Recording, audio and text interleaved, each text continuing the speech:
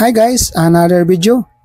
Yung pakita ko ngayon, yung lens na tawag na Shamir Autograph Intelligence Transition Extra Active na brown. Yan po ang extra active na brown. Mas darker po yan kasi naka-extra active na brown. Yung lens na ay Shamir lens niya po yan na insert ko dyan. Mayroon akong tester dyan, makita ninyo paano yung dark.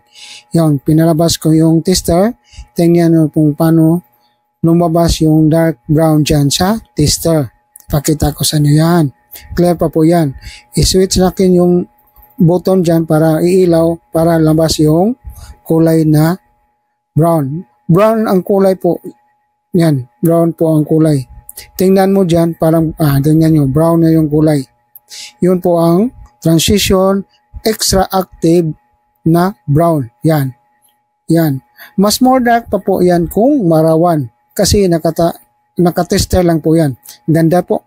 Yan po ang Autograph InTouch na Intelligence Transition Extra Active Brown.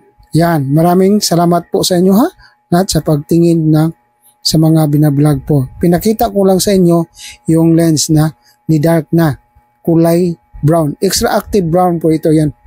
Ito po ang Shamir Autograph Intelligence na Transition Extra Active Brown. Yan, ganda. Yung progressive 3 grade po yan. Distance, intermediate, and reading. Maraming salamat po sa inyo.